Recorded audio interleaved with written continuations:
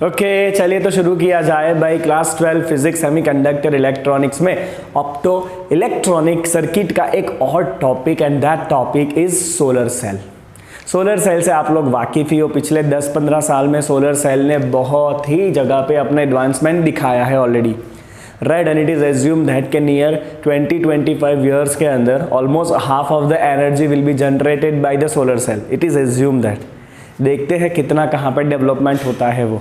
चलिए तो हम सीख लेते हैं भाई कि ये सोलर सेल कैसे काम करता है, ताकि अगर आगे जाके आप इलेक्ट्रॉनिक इंजीनियर बनो, राइट, और अगर आप ऐसे कोई कंपनी में काम करो जो सोलर बेस काम कर रहा हो तो आपको ये नॉलेज थोड़ा सा काम आए, ठीक है। चलिए तो फिर शुरू किया जाए बच्चों। सोलर सेल, तो सोलर सेल का बेसिक काम तो आपको पता ही है, that it convert sunlight into electricity, that convert sunlight into electricity, that's a basic thing जो आपको लिख देना है, okay. So it convert sunlight into potential difference, that is electric energy. Sunlight into potential difference is that electrical energy. चलिए होता क्या है भाई, तो ये और कुछ नहीं है, नॉर्मल पीएन जंक्शन डायोड ही है, राइट। ये पीएन जंक्शन डायोड ही है, सेम टू सेम जैसा फोटो डायोड था।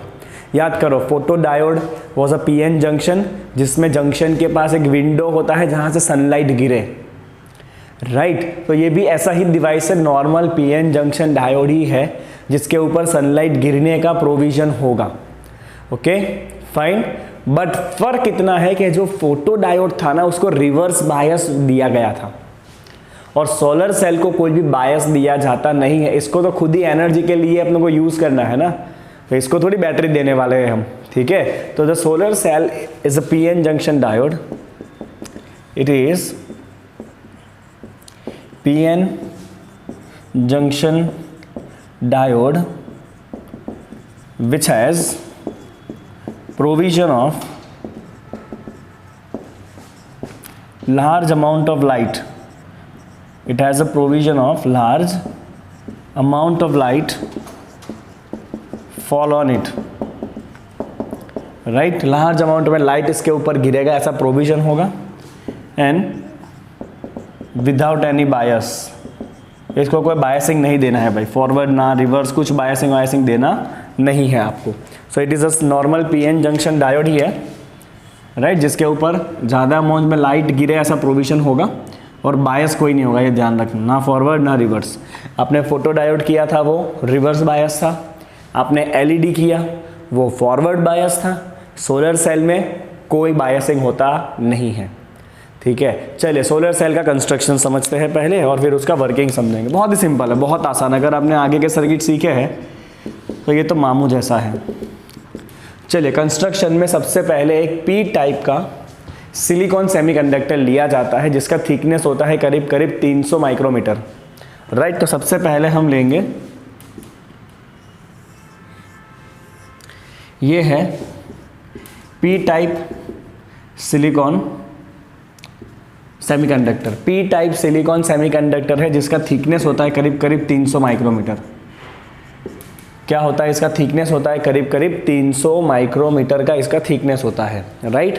ओके चलो पहला पॉइंट क्या आ गया बच्चों, P type silicon wafer will call wafer of 300 micrometer is taken. अब क्या करना है, अभी आपको पीएन जंक्शन बनाना है, तो हम क्या करेंगे, इसी पी टाइप के ऊपर की तरफ से एन टाइप का हम इम्प्योरिटी ऐड करेंगे। क्या करेंगे हम, एन टाइप का इम्प्योरिटी ऐड करेंगे by the process of diffusion. मतलब क्या है, इसी पी टाइप के ऊपर का जो लेयर होगा ना, खाली कितना लेयर पता है, about 3 micrometer, about 3 micrometer, right. खाली 3 माइक्रोमीटर जितना जो है वो डिफ्यूजन प्रोसेस करके एन टाइप बना दिया जाएगा। तो ये है एन टाइप सिलिकॉन, जिसका थिकनेस कितना कम है, देखो खाली 3 माइक्रोमीटर है। ऐसा करने का रीज़न ये है क्योंकि हम चाहते हैं कि जंक्शन एकदम सरफेस के ऊपर ही रहे। ताकि जो भी लाइट गिरे ना वो कहाँ पे गिरे, जंक्शन के ऊपर ही गिरे। हम चाहते हैं कि जंक्शन कहाँ रहे, ऑलमोस्ट सरफेस के ऊपर रहे। तो ऐसा तभी हो सकता है जब आप एन टाइप सेमीकंडक्टर को एकदम पतला बनाओ, ताकि जो भी लाइट गिरेगी तो आप ऐसा ही कह सकते हो कि एन टाइप तो इतना पतला है, मतलब लाइट सीधा जंक्शन के ऊपर ही गिर रहा है। ओके, तो इसीलिए यहाँ पे एन टाइप को ऊपर डिफ्यूजन कराया जाता है, right. Then N type impurities are diffused on one surface of about 3 micrometer to create PN junction, चलो तो इतना आपने कर लिया। पहले पी टाइप का सेमीकंडक्टर ले लिया और उसके ऊपर की तरफ आपने थोड़ा सा एन टाइप का इम्प्योरिटी डिफ्यूज करा दिया, तो अब पीएन जंक्शन आपका रेडी है। ठीक है, चलिए अब आपको आउटपुट कहाँ से निकालना पड़ेगा। तो आउटपुट निकालने के लिए आपको मेटालिक कनेक्शन करना पड़ेगा, राइट। तो यहाँ पे पी टाइप के नीचे होगा मेटालिक सपोर्ट, राइट, जहाँ से आप आउटपुट बाहर लेने वाले हो, राइट। क्या कहेंगे हम इसे हम कहेंगे मेटल बैक, और you can also call it is a back contact. This is metal back और you can call it as a back contact. Support देने का भी काम करेगा ये साथ में, और जो करंट है उसको बाहर निकालने का भी काम करेगा। ठीक है, चलो इसको थोड़ा सा 3D कर देते हैं। अच्छा, क्वाइट सिंपल थिंग, कोई धार नहीं मार रहा हूं मैं।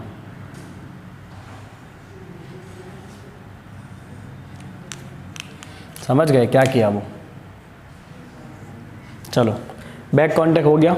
अभी ऊपर भी तो आपको कांटेक्ट देना पड़ेगा। अब यहाँ पे आपको ध्यान रखना है कि ऊपर आप जो भी कांटेक्ट दोगे ना वो ऐसा होना चाहिए ताकि ऊपर सरफेस ना रोके ज़्यादा, क्योंकि हम तो ऊपर सनलाइट गिराने वाले हैं, राइट। तो लाइट तो डायरेक्ट इसके ऊपर गिरना चाहिए, पीएन जंक्शन के ऊपर। तो आपको ऊपर कुछ इस तरह से मेटालिक कनेक्शन रखना है ताकि आप इलेक्ट्रिसिटी भी कनेक्ट कर लो और ज़्यादा जगह भी ना रोको। तो इसके लिए यूज़ होता है मेटालिक ग्रिड टाइप का इलेक्ट्रोड। कैसे इलेक्ट्रोड यूज़ होते हैं? Metallic grid electrode, right. जब फिंगर के फॉर्म में होते हैं, ऐसे फिंगर के फॉर्म में होंगे तो बीच में जगह होगी, वहाँ से लाइट गिरेगी। ओके, तो ऊपर होता है बच्चों मेटालिक ग्रिड टाइप के इलेक्ट्रोड। देखो ये है इलेक्ट्रोड, देखो कोई जगह नहीं रोक रहा है ये। इफ यू कैन सी, ज़्यादा जगह नहीं रोक रहा है, all the space is available. Okay, तो this is metallic grid electrode जो फिंगर के फॉर्म में होता है। This is metallic grid electrode that is in the form of finger, as you can see it here, right. ताकि maximum light इसके ऊपर गिरे। तो यहाँ से अभी सनलाइट गिरेगा,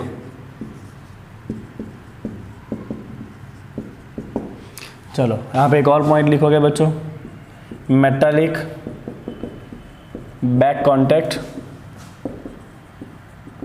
to P side and metallic grid contact is attached to N type to make more surface area, to make more surface available to expose to sunlight, right. आप अपनी लैंग्वेज में लिख सकते हो बच्चों, इसको कोई दिक्कत नहीं है, राइट। चेक करने वालों को समझ में आ जाएगा अगर आपने सही लिखा है तो। ओके, तो पहले पी टाइप सेमीकंडक्टर, उसके ऊपर थोड़ा सा एन टाइप का डिफ्यूजन, पीएन जंक्शन रेडी है। अब पी टाइप के नीचे मेटालिक बैक कॉन्टैक्ट दे दोगे और ऊपर आपको रखना है फिंगर टाइप का कॉन्टैक्ट, ताकि मोर एरिया अवेलेबल रहे। 15% से ज़्यादा एरिया कवर नहीं हो जाना चाहिए ऊपर का। अब यहाँ से गिरेगी सनलाइट। चलिए अब सनलाइट गिरने से क्या होगा, let's see the working. Construction तो हमने देख लिया। चलिए कंस्ट्रक्शन के बाद का आपका जो नेक्स्ट पॉइंट आता है दैट इज़ वर्किंग। वर्किंग बहुत आसान है, अगर आपने पीएन जंक्शन डायोड सीखा है तो ये वर्किंग में कुछ नहीं है। चलो देखो, तो इसके वर्किंग में मेनली 3 स्टेप आते हैं। There are 3 steps. पहला स्टेप आता है जनरेशन। अब सनलाइट गिर रही है बच्चों, तो सनलाइट के पास एनर्जी होती है E = hf। Sunlight contain photon, photon के पास एनर्जी होता है ना, E = hf। अब ये फोटोन का एनर्जी या सनलाइट का एनर्जी अगर एनर्जी गैप से ज़्यादा है, जो भी आपका सेमीकंडक्टर है अगर उसके एनर्जी गैप से ज़्यादा है ये एनर्जी, तो डेफिनेटली जो इलेक्ट्रॉन वैलेंस सेल में है वो वैलेंस सेल में से कहाँ पे आएंगे, कंडक्शन सेल में आएंगे, राइट। और आपको क्या मिलने वाला है, आपको फ्री इलेक्ट्रॉन और होल का पेयर मिलेगा। ऐसा ही सेम फोटोडायोड में भी हो रहा था, यहाँ भी वही होने वाला है, राइट। तो आप पहला पॉइंट लिखोगे जनरेशन में क्या होगा, if energy of sunlight,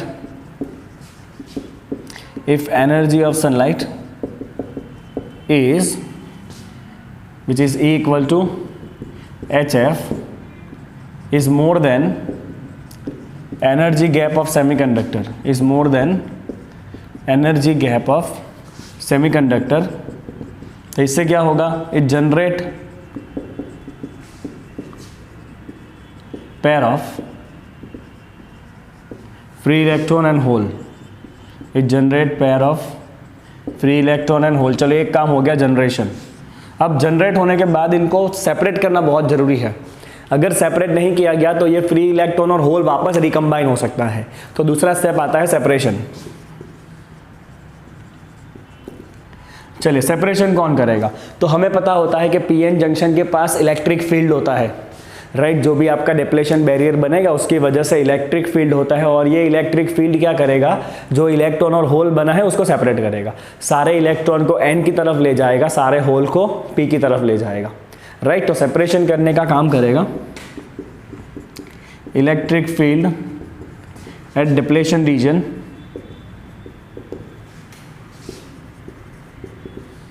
separate all electrons, जो इलेक्ट्रॉन जनरेट हुए हैं उसको एन साइड भेजा जाएगा, towards an side, and all the holes towards P side. तो देखो हुआ क्या यहाँ पे बच्चों, एक तरफ सारे इलेक्ट्रॉन जमा हो गए, एक तरफ सारे होल जमा हो गए, मतलब यहाँ पे अल्टीमेटली पोटेंशियल का डिफरेंस डेवलप हो गया।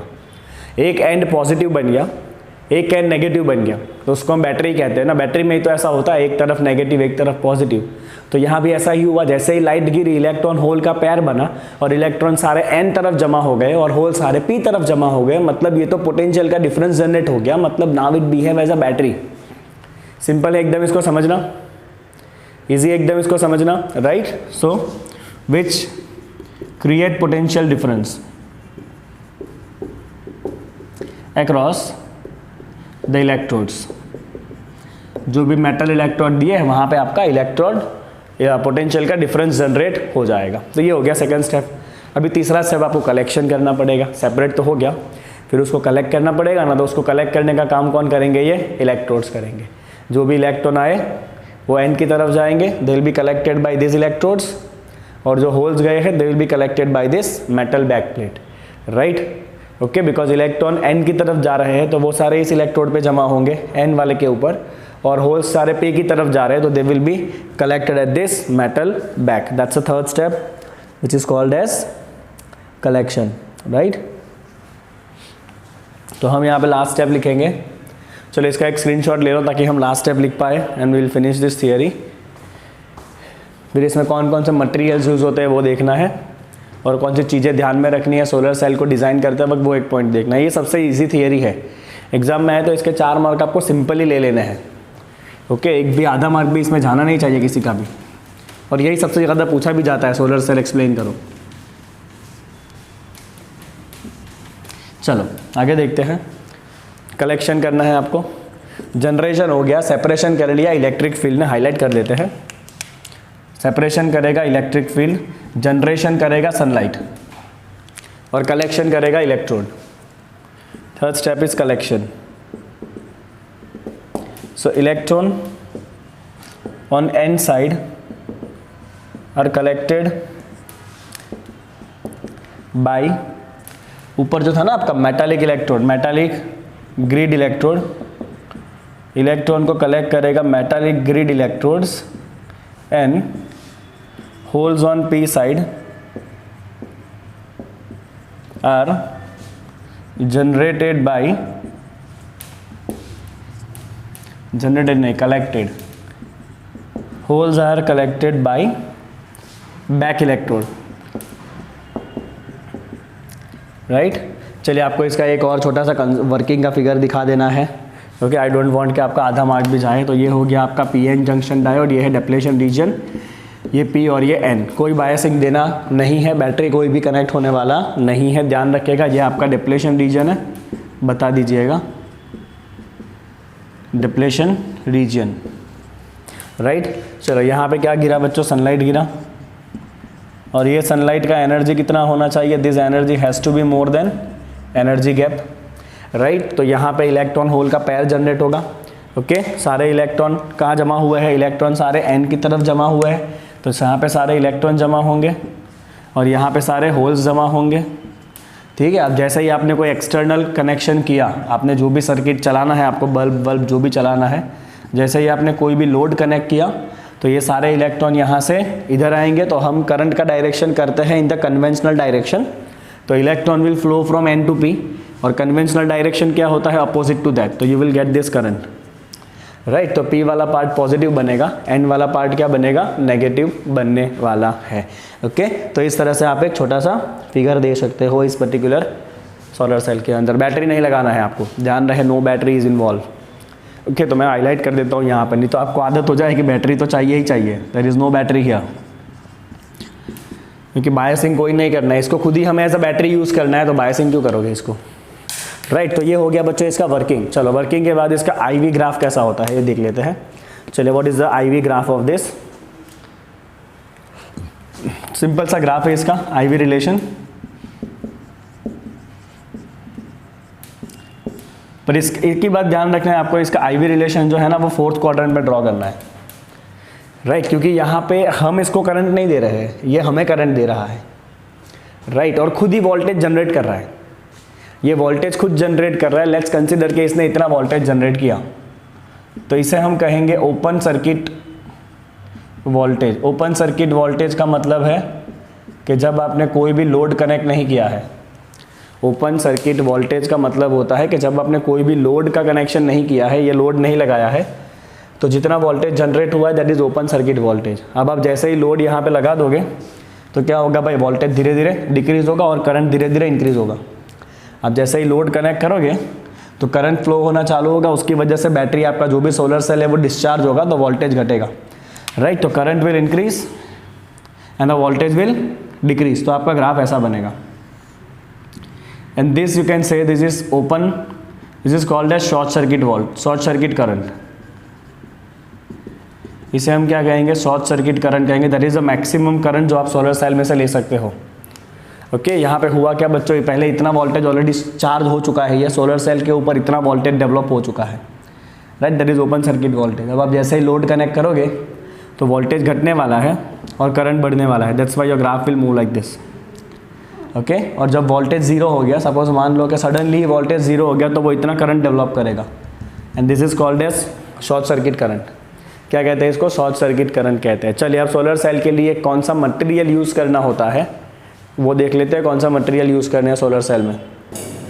चलिए फटाफट देखते हैं सोलर सेल में कौन कौन से मटेरियल्स आप यूज़ कर सकते हो, सेमीकंडक्टर में कौन कौन सा आपको मटेरियल लेना है। तो मेनली आपको ध्यान रखना है एनर्जी गैप के बारे में, राइट। जो एनर्जी गैप रहेगा सेमीकंडक्टर का वो करीब करीब 1.5 इलेक्ट्रॉन वोल्ट के आजू बाजू रहना चाहिए, राइट, ओके। तो देखिए कौन कौन सा मटेरियल अवेलेबल है। Silicon with energy gap 1.1 electron volt, gallium arsenide with energy gap 1.43 electron volt, cadmium telluride with energy gap 1.45 electron volt, and copper indium selenide with energy gap of 1.04 electron volt. All these materials can be used for the semiconductor, right। चलिए, apart from this कौन कौन से criteria ध्यान में रखना है। तो पहला क्राइटेरिया तो हो जाएगा एनर्जी गैप का ही, that is 1 to 1.8 electron volt. दूसरा क्राइटेरिया होता है एब्जॉर्प्शन, राइट। तो जितना बने उतना ज़्यादा वो लाइट को एब्जॉर्ब करना चाहिए, रिफ्लेक्ट कम करना चाहिए। तो एब्जॉर्प्शन ज़्यादा होना चाहिए, दैट इज अबाउट 10⁴ पर centimeter. Then it should be electrically conductive, then only वो इलेक्ट्रॉन और होल्स को सेपरेट करने में काबिल होगा, that is electrically conductive. Then availability of raw material, ये तो ऑब्वियस है, रॉ मटेरियल होगा तो ही तो आपका प्रोडक्ट बनेगा ना। And the cost, it should be low cost. कहाँ पे यूज़ होता है अभी सोलर सेल, तो it is use to power electronic devices in satellite and space vehicle, that are quite simple thing, जिसमें ज़्यादा डिस्कशन करने का कोई काम नहीं है। Power supply in calculator and domestic electricity requirement, okay. So this is all about the solar cell. आप इसके ऊपर आगे जाके और रिसर्च कर सकते हो, स्कोप बहुत बड़ा है इसका, ठीक है, चलिए तो यहाँ पे हम खत्म करेंगे सोलर सेल को। अभी नेक्स्ट टॉपिक आने वाला है, that is digital electronics, right, that is the gates and all the thing we will discuss.